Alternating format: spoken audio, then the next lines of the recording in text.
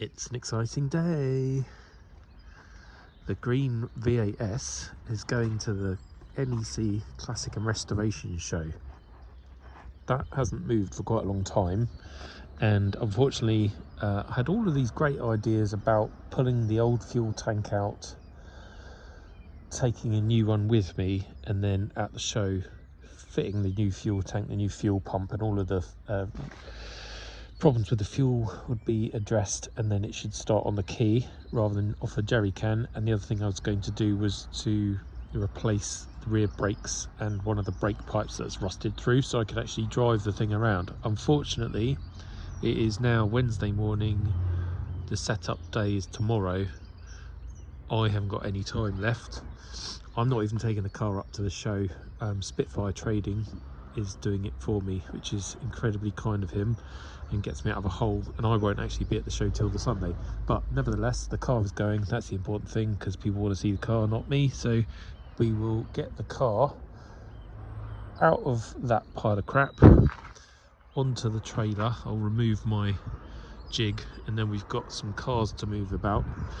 Move the bubble and the race car, and then this thing doesn't have any brakes whatsoever, and obviously the engine doesn't work at the moment, so I'm going to have to drag it up the top and then load it with the winch and then deliver it over to Maidstone, and then Spitfire Trading is going to take it from Maidstone up to Birmingham. Other considerations: I'm going to put that rusty bonnet on because it kind of fits with the rest of the car. Just ratchet strap it down. I've got to find the wheel for the offside rear, the gold one, and shove that on. I took that wheel off because it kept going flat, but I don't know what I've done with it. So anyway, lots of faffing to do, and I shall report back later. Might as well show this because I have done videos on it, but I never fully finished it. But the bubble is basically together. I've reinforced all the door cards, done the stereo, tidied up the interior. It still needs a good valet, but it's all together as a running driving car. So that is nice. And there was a few other things covered off in the engine bay. Still technically haven't super finished it. Oh bollocks, now the bonnet's shut. But basically I had a problem with the forged dump valve that I'd fitted, so I had to, no, it wasn't forged, it was Bailey. So I fitted a forge item and then rebuilt the spring, so it's now got that type. But yeah, other than that, it's all really good, apart from the paint, which continues to fall off in large patches, which is not the best. And I bought myself some nice little stickers for it too. But yeah, get this thing started, move it around, get that one started, move that around, fanny around with trailer. We have two cars moved. The chassis jig from the trailer moved, the tyres moved. Then I have this contraption, which I'm hoping will allow me to drag the car up to the flat bit of the drive, or I can winch it up. I'm just hoping those things don't drop out of the towing eyes, because that could be bad. So I'll put some more bricks and tyres and things in its way so it can't roll down into the garage. Yeah, and then I'll just give it a whirl. That actually went better than expected. The ratchet straps didn't drop out, which is what I was worried about. I have a bit of a list going on, so a bit of a flat tyre, and probably something a little, oh actually no, that's just the load of these, isn't it? I don't know, it's a bit of a wonky donkey angle. That's because I've got a silly tyre on this side, isn't it? I hope. Right, yeah, disconnect them, find the wheel, fit the wheel, pump the tyres up hard, check the trailer tyres, check the trailer lights, put that on there, go to Maidstone. Oh, and go to Euro Car Parts as well to pick up something to fix Spitfire Trading's truck. That's why I think that wheel is seized, isn't it? Brilliant. It almost looks better with the rotten rusty bonnet than it did with the rotten green bonnet. Kind of rat look. almost like Dotty looked at one stage. I have a jack in my hand, which is rather heavy, so I shall put that down. I think the front pads are binding on the discs, so I might have to whip the calipers off or pull the pads out so it actually rolls. Turns out the fronts are fine. It's that rear that is seized solid, so I'm going to pull that wheel off again, take the drum off again, and fiddle with the pads, sorry, the shoes, and see if I can knock them back. Getting a strange sense of deja vu. It's taken ages to get that drum off.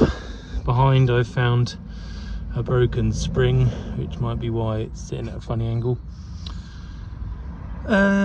So I should really take those shoes out, shouldn't I? Which is a pain because they've fallen around all over the place and it's really hard to get that one off without messing up the linkage. I could first of all try knocking back the adjuster. I guess I could just take the top shoe out and then it won't bind. Right, let's do that. There's a temporary measure, top shoe removed. I did release the adjuster, but it didn't make it move enough. If you've been following my other videos, you will note rust around the towing eye, or strapping down point really. It's not a towing eye, which is why I didn't use it, because it just tears that bit out. But in the main, that bit's pretty good. That bit is pretty good. These repairs here are essentially what I've just done on the twin plenum Vitesse. Although this looks much worse, and it is, the amount of time and effort is probably not that different to either the V8-S or the twin plenum. Maybe that wants a bit of investigating. It had a new skin. The inner feels pretty good actually, but it will want a damn good grind back. And I'm putting new sills on this either side anyway, so all this will come out. But yeah, not too bad. Still got, strangely, Bogue stickers on the Niver mats. That washer, is that the wrong way around?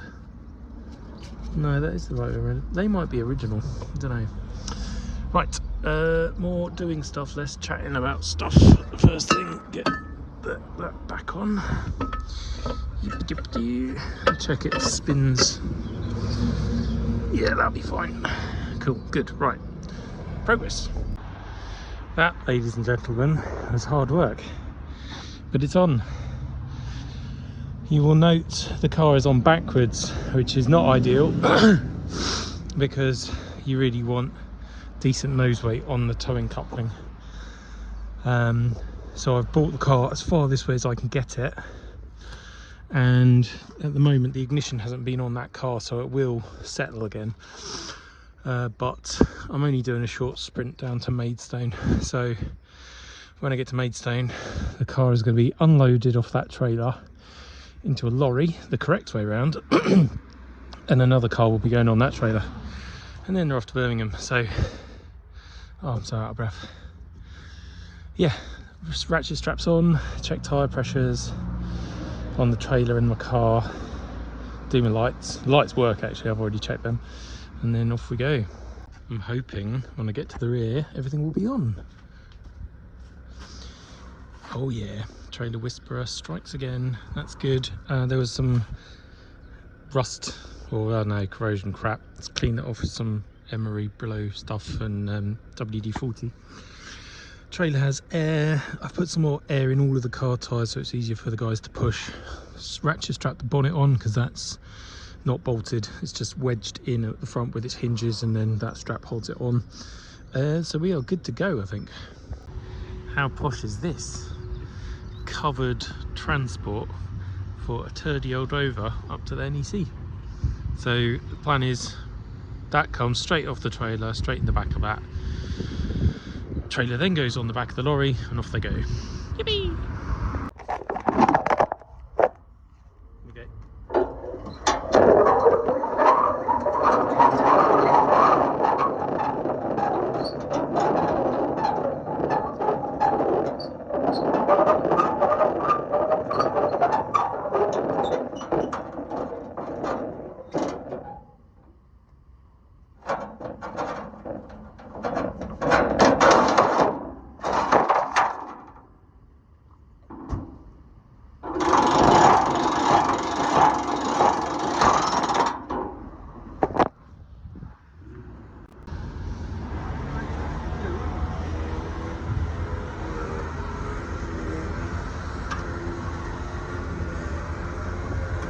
at that ground clearance, eh? I love electric winches.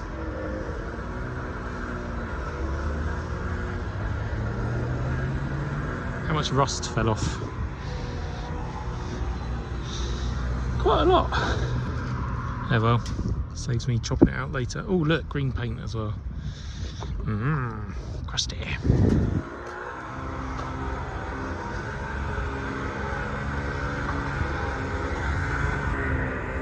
There's one for the ladies. Now, the moment of truth, light check with the trailer. Right, brilliant. We got left indicators. We got all the indicators and tail on this side, but tail here is.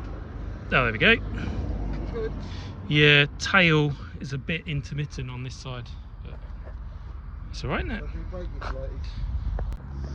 And that's it. Door slamming timed to perfection. I did nearly totally screw Spitfire Trading off by distracting him before he'd actually strapped the car down, which would have been interesting. But yeah, off he goes, and I will see him on Saturday afternoon at the hotel and the car again on Sunday morning. Right, I'm going home. So look at that. That's a sight that I haven't seen for a very long time, and that is access to this side of the garage clear. There's a lot of crap where that V8-S was sat, so this weekend before I go up to the show I'll collect rid of all of that and have a general tidy up, try and get rid of those tyres. I'd like to say a massive thank you to Spitfire Trading for collecting the car in his covered transporter, and I'll put a link or a photo up to his number, so if you want classics transported undercover, give him a call. So yeah, I'm probably not going to do anything at the show because I won't be able to take too many tools up and bits and pieces. It'll just be more of a day sat around chatting cars with people really. So hopefully see some of you on the Sunday. The car will be there from Thursday obviously, so all day Friday, Saturday and Sunday, and I'll be there on the Sunday. Cool. All right, see you later. Bye.